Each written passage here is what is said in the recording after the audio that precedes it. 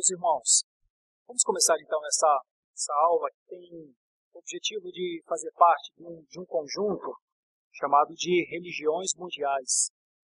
Eu tenho ministrado essa série de aulas no intuito de contribuir para o reino de Cristo na Terra, o avanço do reino de Cristo na Terra, apenas no âmbito da serviçalidade mesmo. Mas nós, como uma igreja presbiteriana, histórica, reformada, precisamos estudar os movimentos como um todo e pensar neles. A necessidade de dialogar com eles e muitas vezes nos posicionar mesmo acerca de opiniões e decisões. Então, há algum tempo atrás, no começo do ano, nós fizemos uma exposição aqui sobre o islamismo, porque nós, como cristãos, precisamos saber quais são os pontos, como interagir, como compreender o avanço, por exemplo, do islamismo nos dias atuais, para que não tenhamos uma ideia distorcida do que seja o islamismo. O islamismo não são apenas os grupos radicais. A grande força do islamismo não são os grupos ultra-ortodoxos. O islamismo existe como uma religião mundial e existe há muito tempo com suas práticas. Então nós pensamos nisso. Quando nós ministramos uma aula sobre o espiritismo, é porque os dias atuais são dias de experiências, de muitíssimas experiências com o transcendente. E nessas experiências com o transcendente, o espiritismo se coloca como um instrumento que muitas vezes parece ser de ajuda nessas horas. Todo mundo está meio perdido, o ambiente para a espiritualidade é árido. Então o espiritismo propõe muitas respostas. Por exemplo, uma delas, a questão da morte. Quando a pessoa perde alguém que ela ama, a saudade, a vontade de ter algum contato com ela é natural, me parece. O Espiritismo diz isso é possível, vocês podem conversar com os mortos. São teses, são conceitos sedimentados do Espiritismo. O Espiritismo diz que se a sua vida vai caminhando, sua vida não é boa, você não consegue fazer as coisas bem certo, como deveriam ser, é possível que numa outra vida você consiga fazer essas coisas certas que você não conseguiu fazer e que isso está fazendo agora. O Espiritismo diz que talvez você seja o resultado de uma vida anterior de alguém, você esteja caminhando com o karma que você tem. Veja, são conceitos pregados. Bom, pois nós nos posicionamos aqui como igreja reformada, tanto contra o islamismo, que coloca Maomé como o seu profeta maior. Nós dizemos que não há profeta maior, só há um que exerceu o reinado, é o único rei, o único sacerdote, é o nosso Messias, é Jesus. Não há como alguém se comparar a Jesus. Então nós dizemos que Maomé não é o Messias. E que ou Cristo é ou não existe esse Messias. E nós entendemos que Cristo é esse Messias. Então nós nos colocamos em contraponto e discutimos os seus pontos. Nós respeitamos as práticas islâmicas, mas nós não somos islâmicos. Nós somos cristãos. E fazemos isso em responsabilidade diante do Senhor. Então, discutir o islamismo nunca precisa ser uma guerra santa, não é uma guerra contra o Islã. Ao contrário, é um momento de apologética dos conceitos cristãos, mas sempre respeitando muito o movimento. Assim nós também fazemos com o Espiritismo. Nós entendemos que não há reencarnação. Só há um veio em carne, o Senhor Jesus Cristo. E ao ressurgir, venceu a morte para que nós, quando morrêssemos, não precisássemos morrer todas as outras vezes de novo. Então, definitivamente, nós não acreditamos na reencarnação. Nós acreditamos na ressurreição, que é muito diferente. Muito diferente. a ressurreição para a glória de Deus. E cremos que todos ressurgiremos um dia, graças ao único e suficiente sacrifício do nosso mediador. Então, nós nos colocamos em contraponto com o Espiritismo. Respeitamos as suas práticas, mas nós não somos espíritas. E, com isso, também não entendemos que não há possibilidade da conversa com os mortos. E defendemos aqui que não há como. Bom, isso é o cristianismo em apologética, com todas as limitações que temos. E hoje, a escolha da Igreja Católica Apostólica Romana é no mesmo espírito. Com todo o respeito, eu sou amigo de católicos e com isso, obviamente, não estou me posicionando contra a pessoa em si, mas eu preciso pensar nesse movimento, né? Esse movimento mundial que é a Igreja Católica Apostólica Romana. Por um motivo, eu não sou católico, eu sou um presbiteriano. E por que eu sou um presbiteriano e não sou um católico? Uma vez que eu já fui católico, já frequentei a igreja. Bom, é sobre isso que eu vou colocar. Vamos pensar um pouco nos seus pontos. Por que nós somos presbiterianos de uma origem reformada e não somos católicos apostólicos romanos, embora seja a religião dominante no nosso país? Por quê? Agora, não sou católico, sou protestante. Mas e por que é que eu sou protestante? Por que é que eu não sou católico? É só porque eu, entre aspas, não curto a missa? Acho que a forma deles falar é diferente? Por isso que eu sou presbiteriano? Eu não sou católico porque acho que a pregação não fala o meu coração e é muito ritual. Então eu não gosto desses rituais, então eu não vou mais na igreja católica e eu vou para a igreja presbiteriana. Por isso que nós somos presbiterianos, esses são argumentos muito simples. Esses não são argumentos suficientes para a base de sustentação de um reformado. Não são. Eu não gosto porque lá o padre não vem na minha casa e o pastor vem na minha casa. Lá eles não me conhecem pelo nome, aqui eles me conhecem pelo nome. Então aqui eu tenho mais comunhão com as pessoas do que lá. É por isso, se não é um católico e é um presbiteriano, é muito pouco. Porque pode ser que um dia nós não consigamos fazer as coisas que vocês esperam. E pode ser que um dia o jeito das pessoas viverem até se assemelhe ao jeito das pessoas que vivem lá na outra denominação. Então qual é o motivo? Por que nós estamos aqui? O que nos difere? Como analisar isso? Tenho respeito. Como analisar isso? É isso que eu pretendo expor nessa manhã, nessa aula, pelos próximos 40 minutos, talvez. Ao final, tenho o prazer de apresentar os nossos irmãos da Igreja Presbiteriana de Itatinga, que estão aqui conosco, nosso querido presbítero Furlan e todo o grupo que está com ele. Furlan orará ao final dessa aula de Escola Bíblica Dominical, encerrando a nossa Escola Bíblica Dominical. Mas vamos pensar, e eu quero lhe convidar, de verdade, em nome de Jesus, quem conhece sabe que eu procuro ser muito sincero, muito transparente mesmo. Quero convidá-lo a pensar na Igreja Católica Apostólica Romana, não como uma coisa a ser detestada, não como uma coisa a ser execrada, não é isso.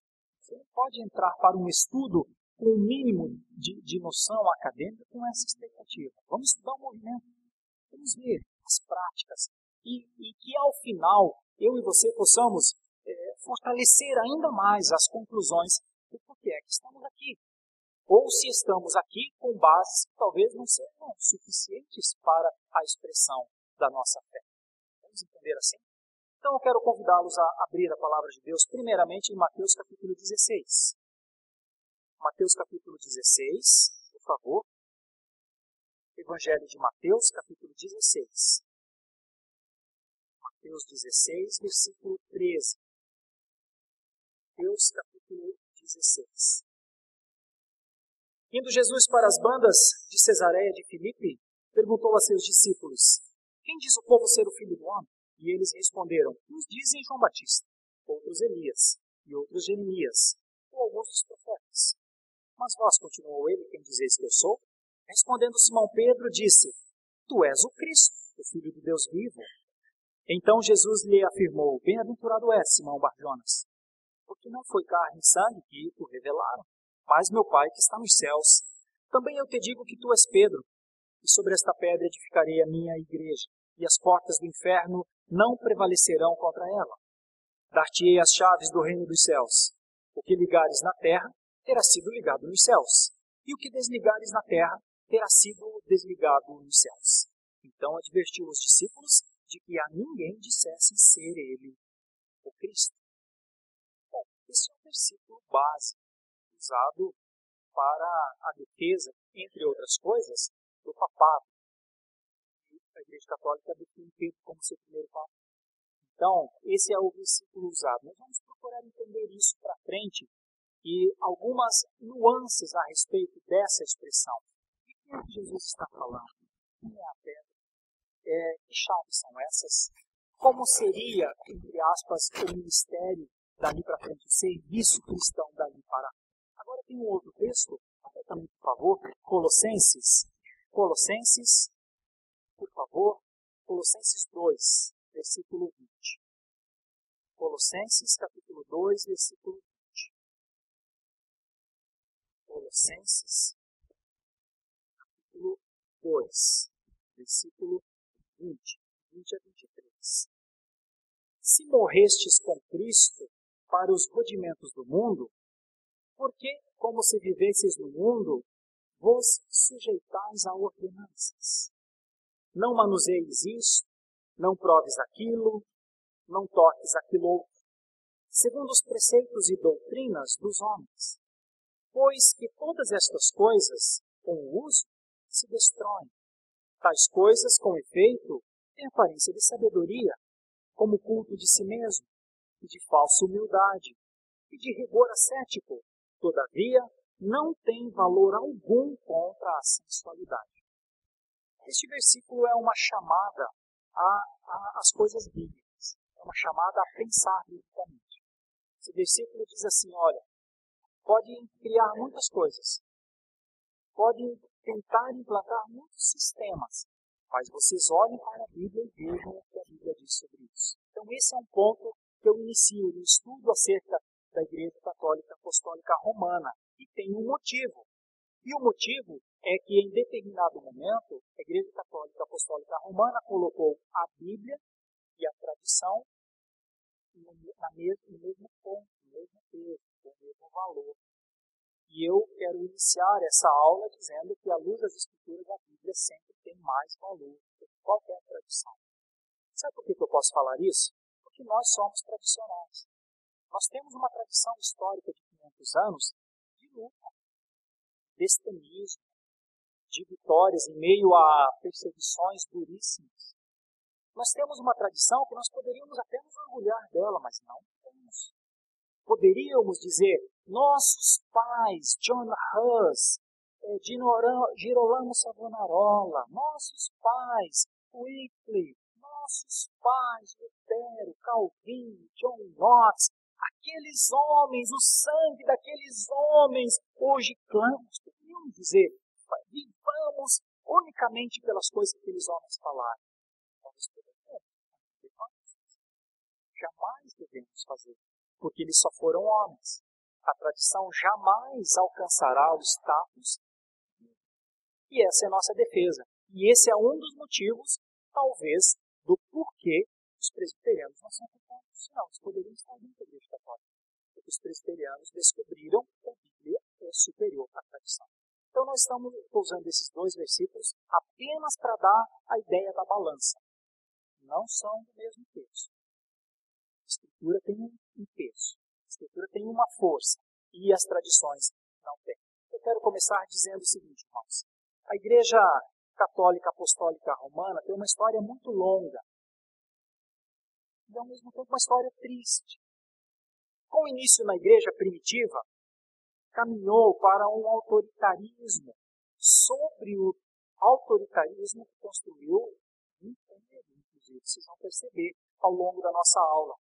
A sua sede, a sede da Igreja, é o Estado do Vaticano.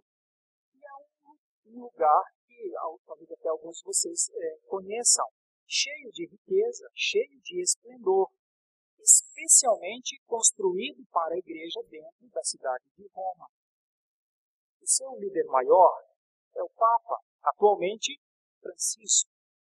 Este é considerado o sucessor de Pedro. Por isso nós vemos este versículo no início.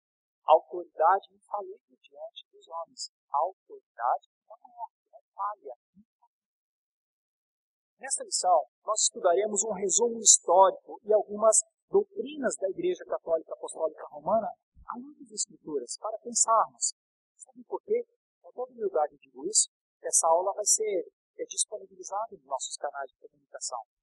Eu sei que muitíssimos católicos assistem os nossos vídeos e acompanham, e muitos reagem, e muitos positivamente mesmo.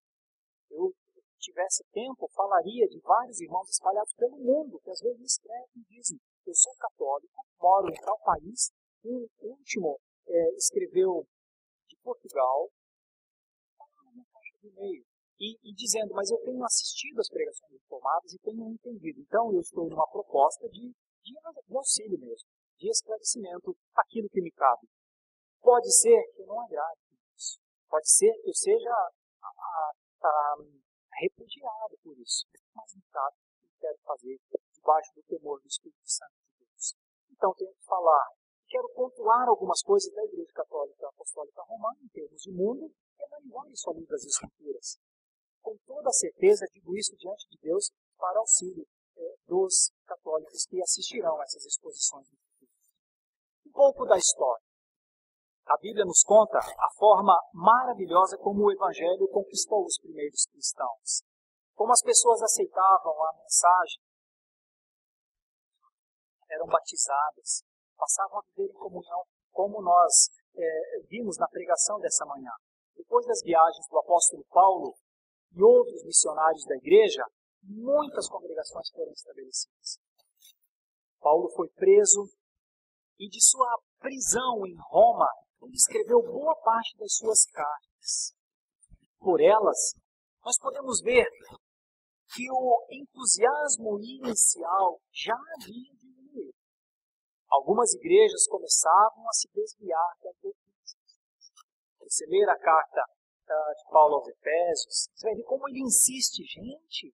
Gente, não se desviem das doutrinas.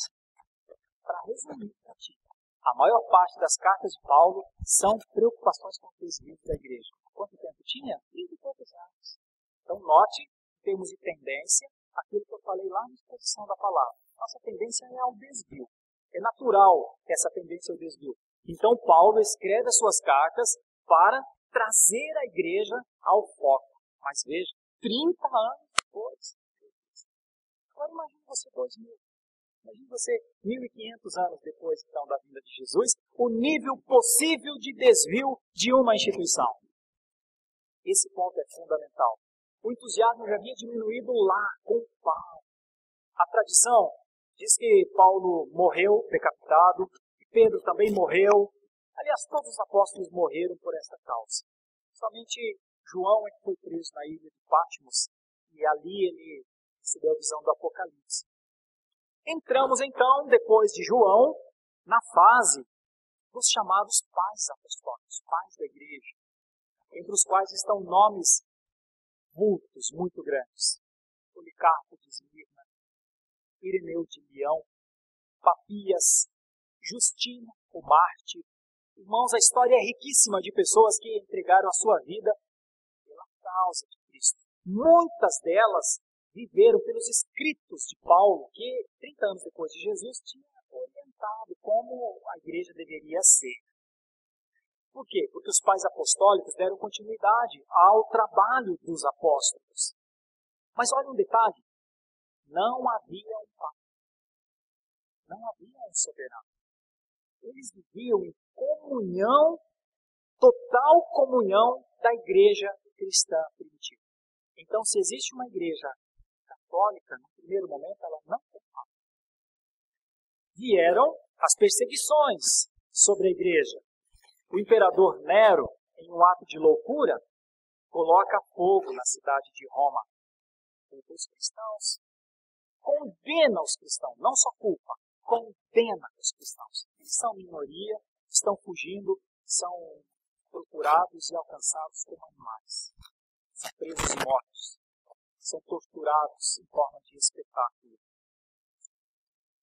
É a igreja católica, iniciando apegada às doutrinas de Jesus.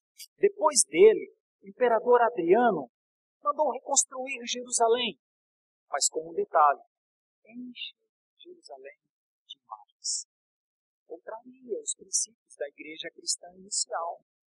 Sob o governo de alguns imperadores, a igreja sofreu muita perseguição.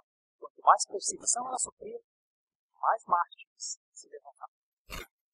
Esse é o começo da igreja.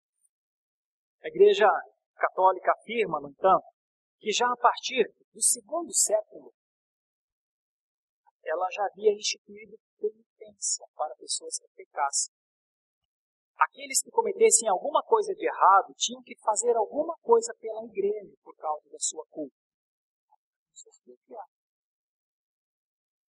Já começou a se desviar. E vai alcançar o desvio talvez maior no ano 1500, que eu ainda vou lhes falar, é quando se estabeleceu o sistema de indulgências. Não se estabeleceu, se praticou em larga escala na Europa o sistema de indulgências. A confissão de pecados passou a ser ao bispo, chamada de confissão auricular. E tinha que ter essas coisas para participar da comunhão. Nós já, olhando aqui, já percebemos que são acréscimos que não estão nas Escrituras.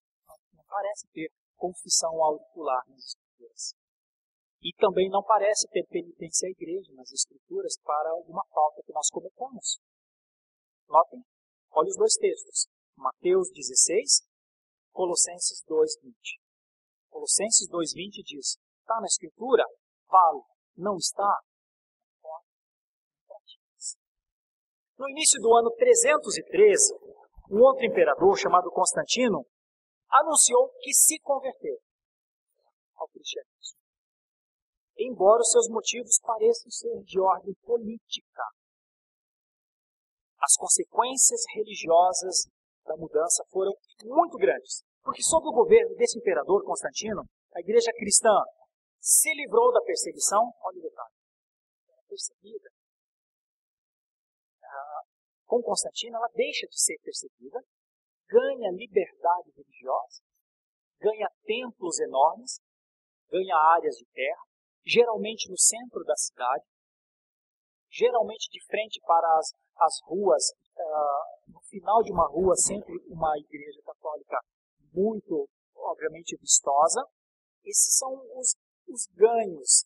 E foi reconhecida posteriormente, pelo decreto de um imperador chamado Teodósio I, como religião oficial do Estado.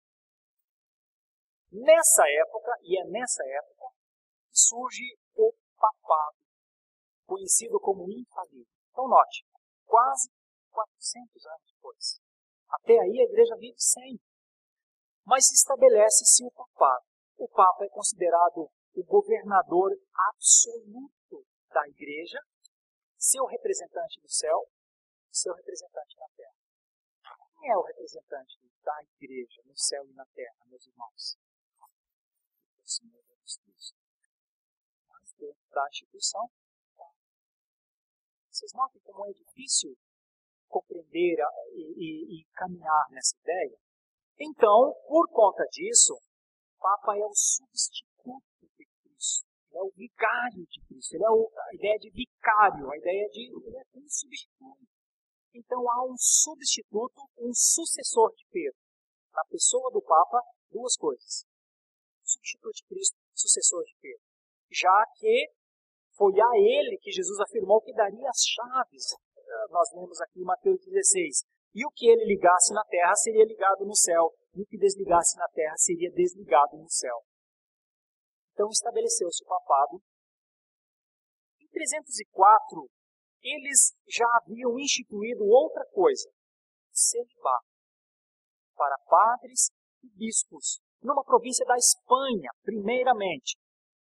O debate foi crescendo. Em 325, no concílio de Niceia, foi decretado que os padres definitivamente não poderiam mais se casar depois de ordenados.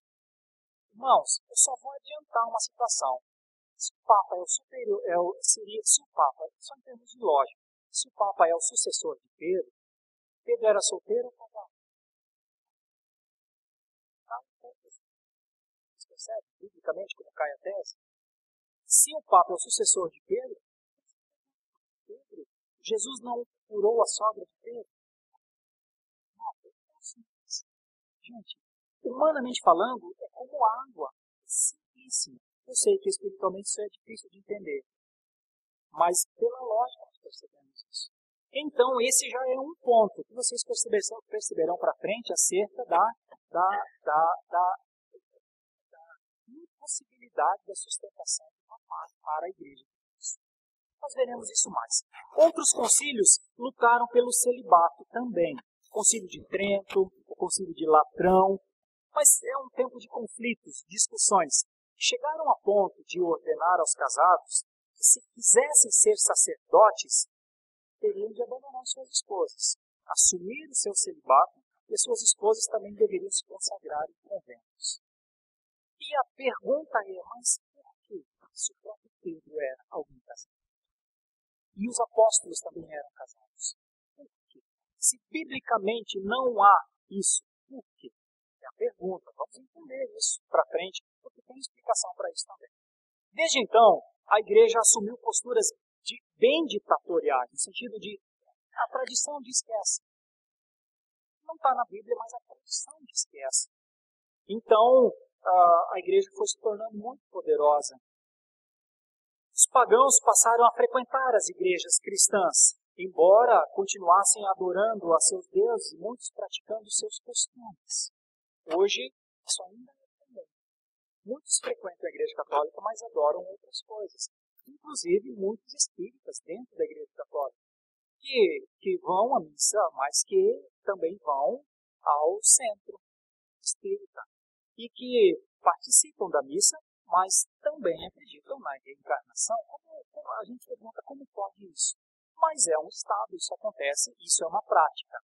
Vamos entender por que é que nós não praticamos isso. Por que é que nós não frequentamos a missa? Por que é que nós não frequentamos um terreiro aonde um santo baixa para que haja mediunidade ou coisa assim? A junção Estado, Constantino, e igreja, dessa grande junção, muitas mudanças foram feitas, desaparecendo o cristianismo autêntico da igreja primitiva. Então esse é um ponto fundamental. O que é que em determinado momento Calvino e Lutero romperam com a igreja católica? Obviamente por causa disso. Eles não encontraram mais o cristianismo autêntico da igreja primitiva. Lutero e Calvino não protestaram contra as pessoas que iam à igreja. Não protestaram contra os colonos da Alemanha, da Suíça, da França. Eles protestaram contra um sistema. Contra um sistema que levava este povo aos desvios. Por isso, meus irmãos, quando hoje nós, como presbiterianos, abordamos o tema Igreja Católica Apostólica Romana, não é contra as pessoas que nós nos posicionamos. Agora, nós nos posicionamos contra o sistema que dirige. Sabe, querendo fazer o quê? Entre outras coisas, ajudar o católico romano que frequenta a missa e que muitas vezes não sabe por que frequenta a missa. Que tem a foto do Papa na sua casa, não sabe por que tem essa foto lá. E que diz, não, eu acho que o padre não deve se casar, não sabe por que não deve se casar. Então, a nossa intenção, eu reforço isso, é para auxílio e esclarecimento destes, que num estado de dúvida possam encontrar, à luz das Escrituras, alguma orientação. Olhando para a Escritura, nós vemos que isso foi desaparecendo com o passar do tempo, dos séculos. Data do século XIII, a oficialização da chamada Inquisição. 1200 para frente, o chamado Tribunal do Santo Ofício foi estabelecido. Sabe qual era o objetivo? Julgar e exterminar quem não aceitasse a Cristo. Olha que coisa. Então, se você tem a tradição e a Bíblia, mas você quer ficar só com o que a Bíblia diz, você é. Irmãos, a história mostra o número de mortes. Olha, não são poucos os registros. Os registros é que esse nível de perseguição a quem queria ficar só com a Bíblia não data somente do século XIII. data do século IV depois de Cristo. Ou seja, antes ainda do ano 400, quem quisesse ficar só com as Escrituras, podia ser considerado herege. Por que é que Martinho Lutero foi considerado herege, meus irmãos? Porque disse só. Porque contrapôs. Então esse é um ponto, essa é uma das histórias mais tristes, é um momento da história mais triste para a instituição da Igreja Apostólica, a Igreja Católica Apostólica Romana. Porque como é que ela justifica a Inquisição? Se ela é uma igreja cristã, se ela é uma igreja bíblica, ela vai matar as pessoas porque as pessoas leem a Bíblia? Não. As pessoas queriam ler a Bíblia.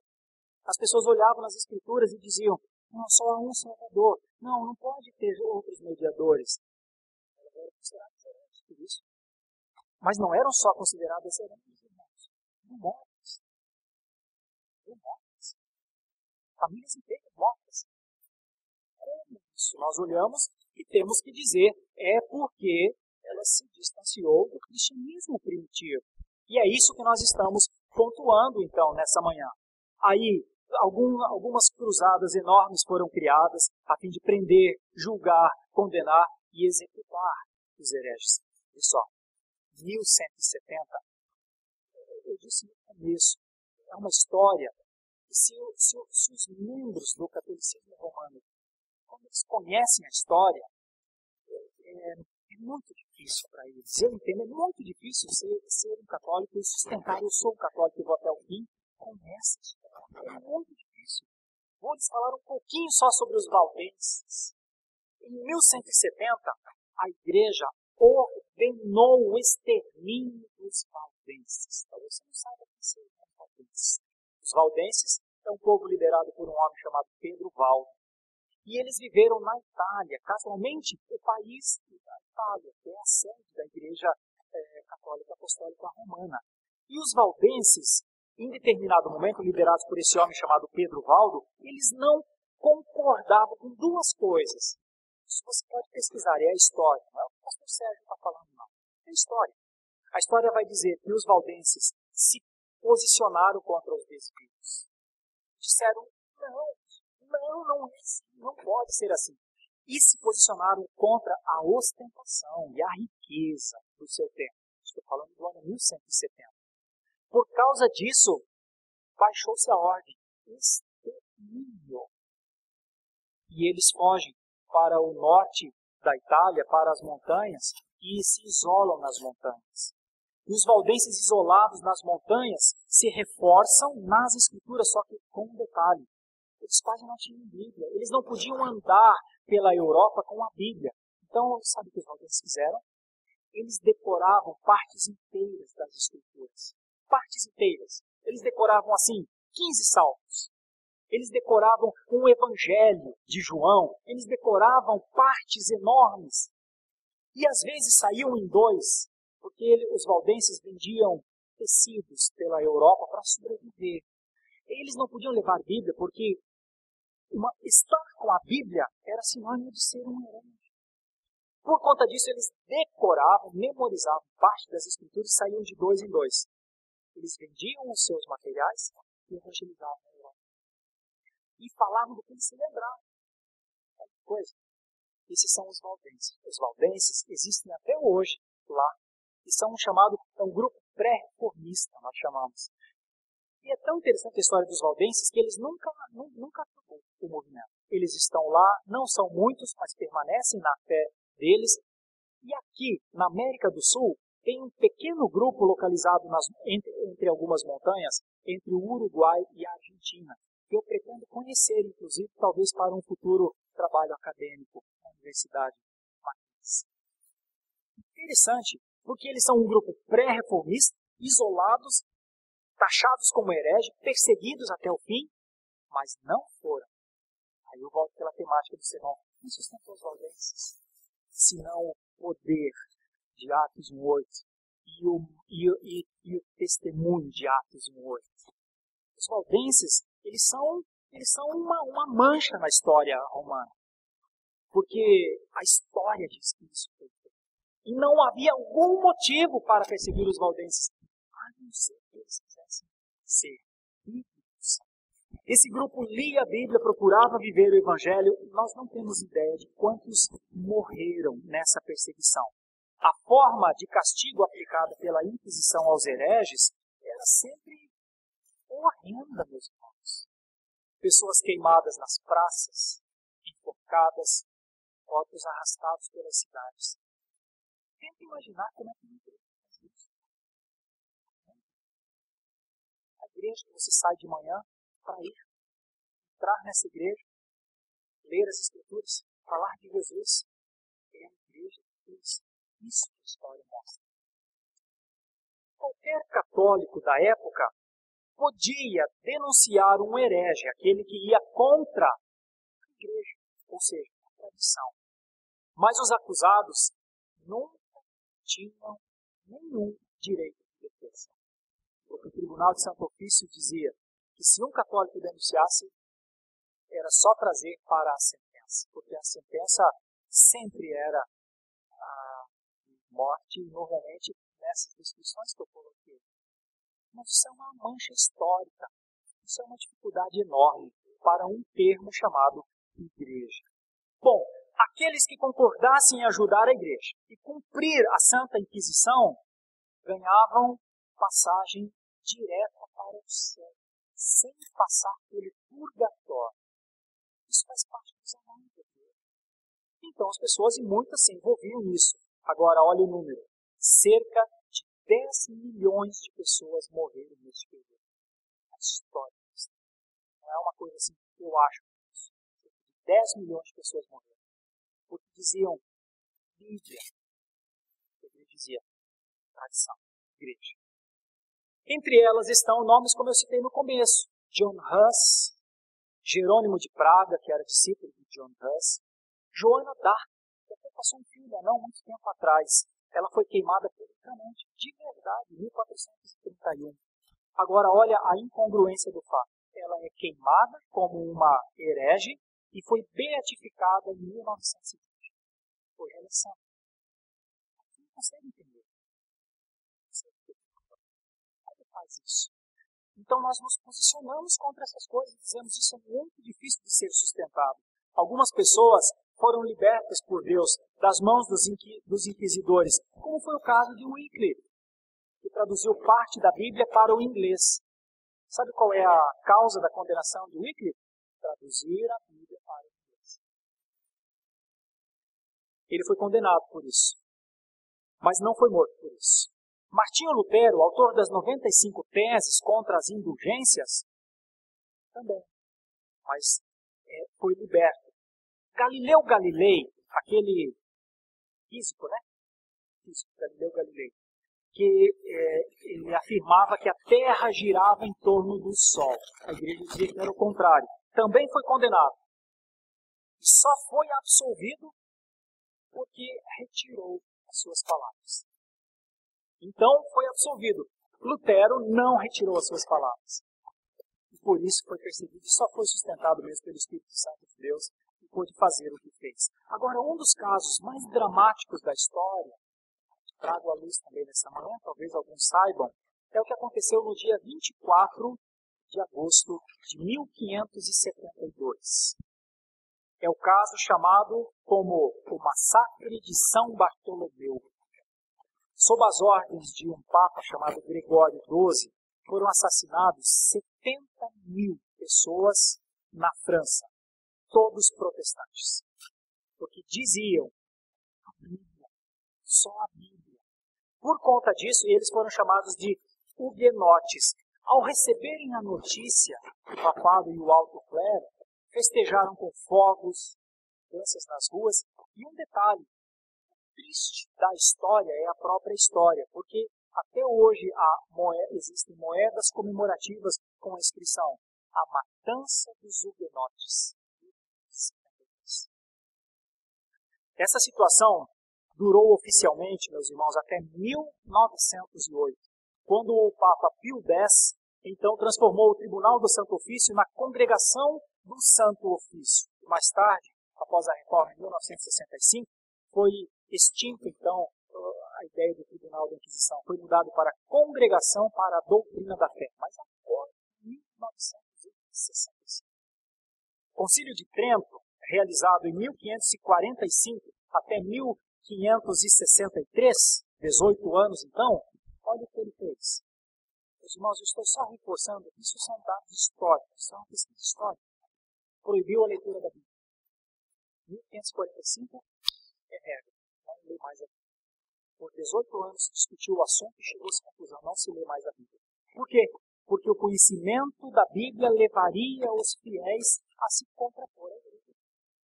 Porque lendo a Bíblia, qualquer pessoa lendo a Bíblia diz, mas está aqui nas Escrituras. Então, fecha a Bíblia. São as ordens agora. Agora é a tradição.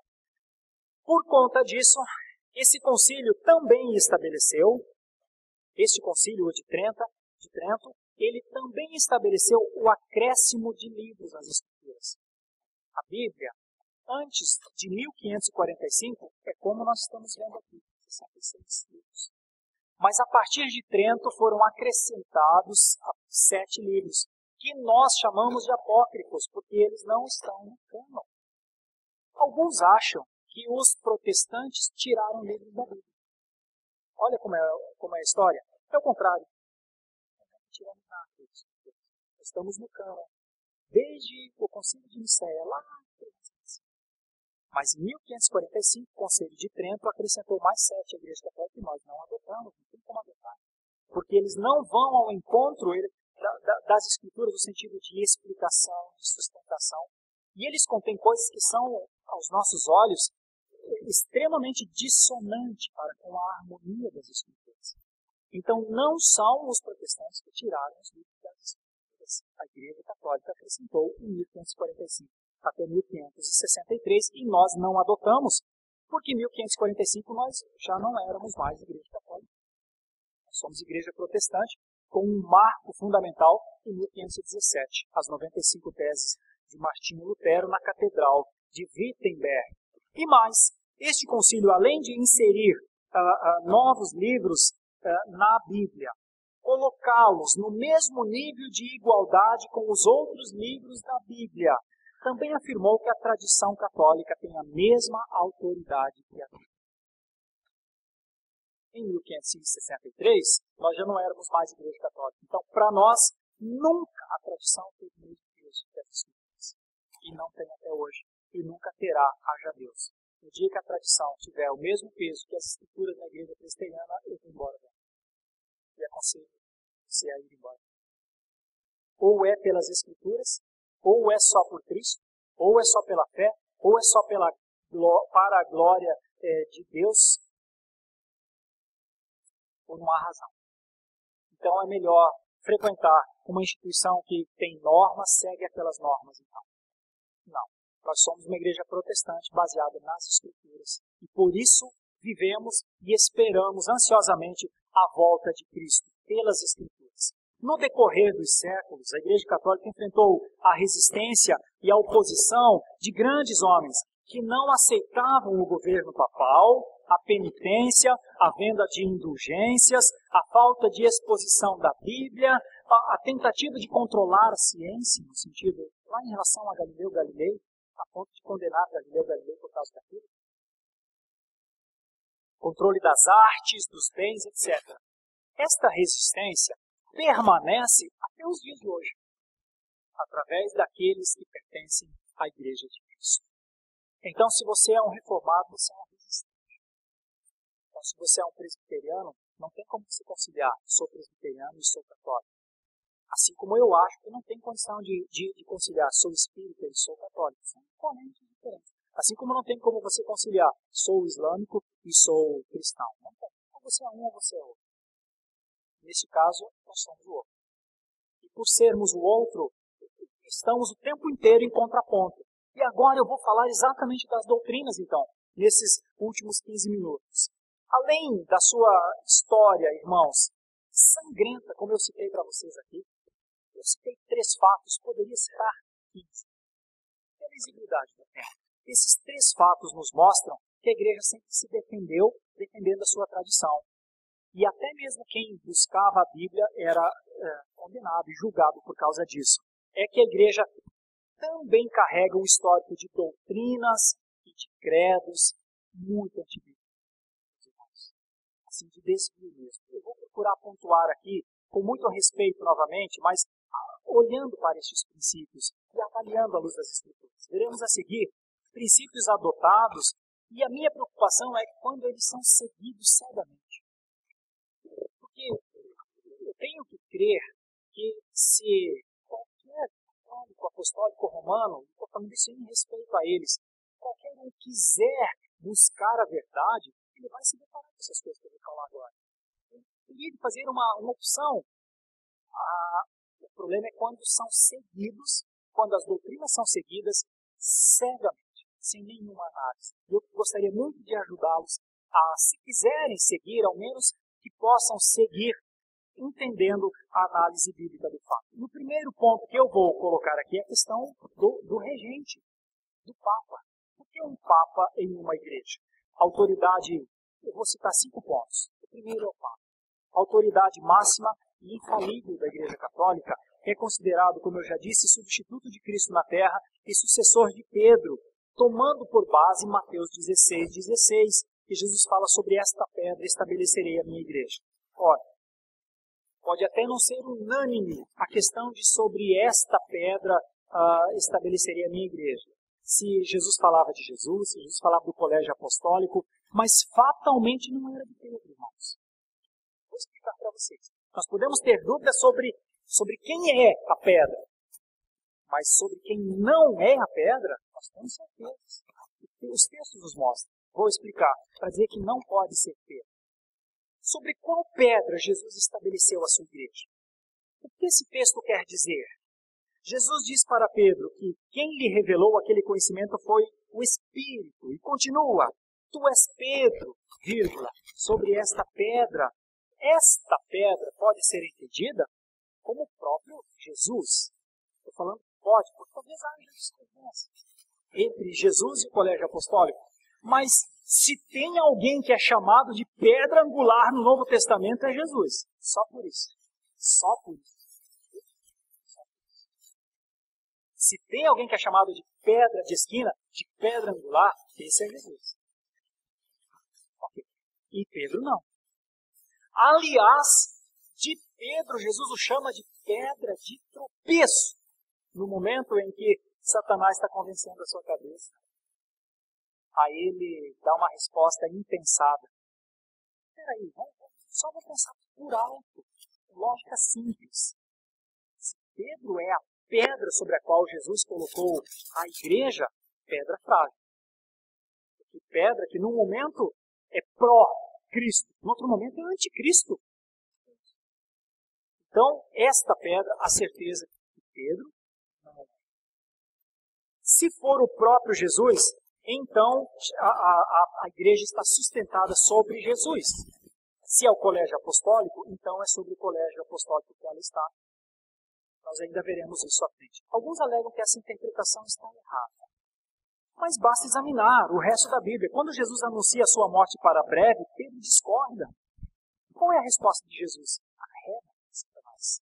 Tu és para mim pedra de tropeço. Não é a pedra? Não é a pedra sobre a qual a igreja seria sustentada? Tu és pedra de tropeço. Sabe por quê, irmãos? Porque Pedro não era infalível. Então, a doutrina da infalibilidade papal, como sucessora de Pedro, é derrubada pelo próprio Pedro.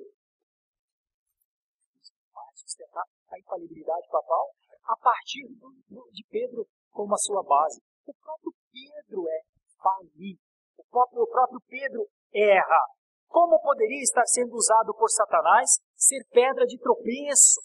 Além disso, o próprio Pedro esclarece várias vezes que Jesus é a pedra angular. Eu vou ler os textos, mas ele fala quando ele escreve numa das suas cartas, 1 de Pedro 2, e também quando ele está testemunhando em Atos capítulo 4. Não só Pedro diz que Jesus é a pedra. Paulo, em 2 cartas, diz que o fundamento, a coluna, são os apóstolos e os profetas. Mas Jesus é a pedra angular. Não precisa abrir, mas em 3 locais diferentes Paulo diz isso. A igreja dos Gálatas, a igreja de Éfeso e a igreja de Corinto. será que se empenharam tanto em falar que Jesus era a pedra angular? É a Escritura. Quanto a Pedro ser o primeiro Papa, tem mais um problema. É que a Bíblia nunca afirmou a supremacia de Pedro sobre a igreja. Mais um problema. Ela não só afirmou, como ela nega. Porque em Atos 15, a primeira reunião dos apóstolos e presbíteros de Jerusalém, teve uma pessoa que presidiu. Quem foi? Quem foi? Foi Tiago. Olha, se Pedro é o primeiro Papa, não seria ele a presidir? Jesus não havia dito a ele sobre esta pedra? Irmãos, o maior inimigo do conceito papal é o próprio Pedro. A maior tese contrária à existência do papado é o próprio Pedro. Que ele nunca foi. Olhando para esses textos, ainda em outra ocasião, nós vemos que Paulo, em determinado momento, discute com Pedro. Sabe por quê? Isso é bem ruim para a defesa do papado, porque em Gálatas 2 está escrito que Pedro se tornou repreensível, censurável por Paulo. E ainda o outro, que é o mais difícil então de compreender, é que conforme Mateus 8, 16 e 17, Pedro tinha uma família. Sendo assim, os papas deveriam se casar naturalmente. Ora, obedece uma coisa e não obedece outra. Paulo também fala sobre esse assunto, não vou entrar no assunto quando ele conversa com Timóteo. Pedro, em momento algum, se definiu como líder dos cristãos. Reconheceu que não tinha autoridade alguma sobre os escolhidos, sendo que Deus é quem decide a quem dará a sua graça. Irmãos, não há razão, biblicamente falando, para a existência do papado. Nós estamos aqui com muita calma e com muito cuidado. Agora deixa eu lhes falar sobre outro ponto, outra doutrina, é sobre a Eucaristia, a ceia. A Igreja Católica declara que a transformação do pão e do vinho em carne e sangue é de verdade. Cada vez que a ceia ou a comunhão é celebrada, os elementos se transformam no corpo de Cristo. Eles usam o texto em que Jesus pega o pão e diz, este é o meu corpo, e depois o cálice e diz, este é o meu sangue, concluem que o pão se transforma em carne e o vinho em sangue. Isso nós chamamos de transubstanciação, mudança da substância. Em João 6, você não precisa abrir, mas é porque eu vou ler o texto. O próprio Jesus dá a explicação. As palavras que eu vos tenho dito, quando ele diz, isto é o meu corpo, isto é o meu sangue. As palavras que eu vos tenho dito são espírito e vida. Não algo literal. Paulo diz à igreja de Corinto para tomarem a ceia em memória de Cristo. Em nenhum momento fala de transformação de substância. Nenhum. Além disso, não é usado o pão e o vinho, mas houve a substituição pela hóstia. Por isso, normalmente o sacerdote diz o corpo de Cristo. Como se fosse o corpo de Cristo mesmo. Nós defendemos, a teologia reformada defende que na ceia o pão não muda de substância. O vinho não muda de substância. Eles permanecem com as mesmas substâncias. É o homem que é aproximado pela sua fé e participa da mesa. Mas não, senão o poder está no elemento. E a relação que Deus tem conosco, ela não está no elemento, ela está em nós, conosco, falando ao nosso coração, à nossa alma, ao nosso espírito. Então nós temos uma contradição aqui para dizer de Eucaristia. Tem um outro aspecto também, é o ponto terceiro da nossa exposição, que é a idolatria. Aquilo que dentro da Igreja Católica Apostólica Romana é chamada de veneração, é difícil dissociar veneração de idolatria. Eu vou explicar por quê. Alegam que veneram a pessoa representada na imagem, e não a imagem em si. Expressam um amor muito grande à pessoa, mas não a adoração àquela imagem. Irmãos, o culto às imagens é a Igreja Católica. Quem colocou foi o Adriano. É um costume pagão. foi introduzido na igreja com a conversão e depois com Constantino em 312, foi estabelecido com maior ênfase. Em decorrência disso, milhares de pessoas se tornaram cristãs sem nunca terem sido regeneradas por Cristo e sem abandonarem as suas práticas pagãs. A Bíblia adverte quanto ao culto ou adoração de imagens, de escultura. Nós temos lá nos 10 mandamentos, o segundo mandamento diz, não fareis para ti. Sabe, não, nada, nenhum tipo de imagem, nenhum, absolutamente. O salmista, Salmo 78 também adverte quanto a isso. Isso é proibição mesmo. Se os católicos não as adoram, qual é a finalidade das rezas? Procissões com imagens enormes, promessas e agradecimento por graça alcançada. Não houve muito isso em dias santos. Quero vir aqui e agradecer para tal santo por uma graça alcançada. Isso não é a relação com aquela pessoa? Isso é. Então não dá para dizer não há adoração. Não dá para dizer é só um amor. Não, é relacionamento. Só que é relacionamento idólatra. Somente uma pessoa com os olhos cegos pelas trevas para se dizer que essa veneração não é adoração. Sem contar que venerar e adorar, em termos de semântica, de etimologia, são sinônimos. Então nós temos a questão da idolatria assim no meio, e é uma coisa muito séria, e nós nos posicionamos dizendo que é impossível ter qualquer mediação com a substância maior chamada Deus, por qualquer caminho que não seja o próprio Jesus. Então, enquanto nós defendemos o cristianismo, um dos solos da reforma, nós também nos posicionamos contra a idolatria.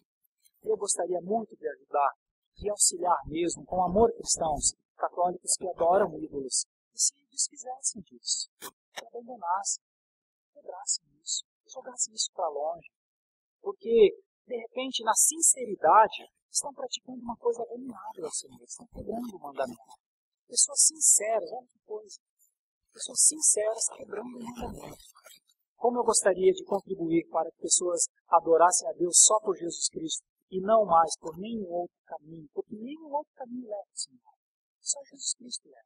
Isso não é uma afronta, isso não é uma briga, nada. Isso é uma tentativa apologética e cristã de levar pessoas a conhecer a graça salvadora em Cristo Jesus.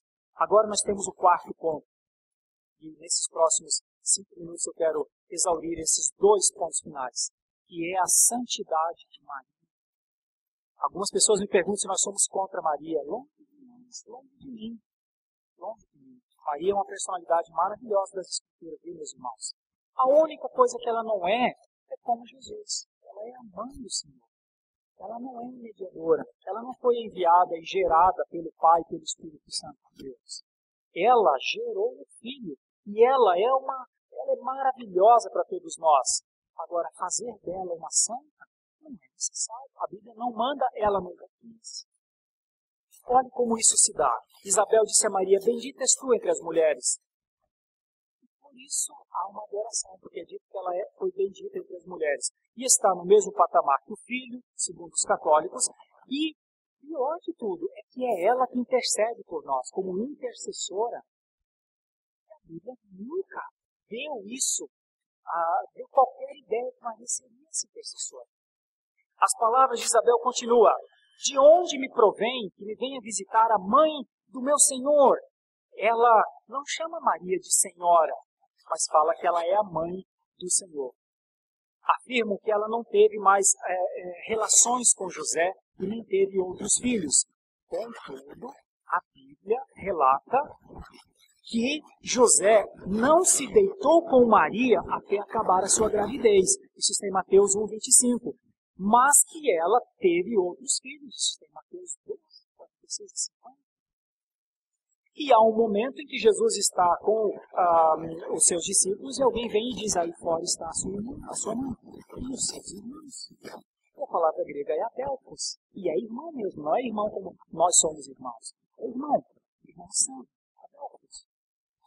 Então a Bíblia diz que Maria teve outros filhos. E também não há nenhuma referência que Maria deva ser adorada. Antes a Bíblia fala que, em Atos 4, Não existe nenhum outro nome dado entre os homens pelo qual importa que sejamos salvos. Meus irmãos, eu ainda poderia tratar da doutrina do purgatório, mas eu não vou tratar. Vou tratar só desses 4 pontos. Por que é que essas doutrinas, para nós, não são doutrinas bíblicas? Nem o papado, nem a Eucaristia como transubstanciação, nem a idolatria como intermediários, e nem a santidade, no sentido de ser como Jesus. Porque a Bíblia, em todas as situações, nega esses 4 pontos. E nega também o purgatório, que eu não vou trabalhar agora, vou trabalhar numa outra oportunidade. Esse é um dos motivos para que eu não seja católico, eu sou um presbiteriano. Este foi um resumo histórico e doutrinário apenas da Igreja Católica. Não abordamos toda a história, nem todas as doutrinas controversas. Já estamos na iminência do segundo toque, inclusive, da campainha. Mas eu acho que esse panorama nos ajuda a formar uma opinião, pelo menos.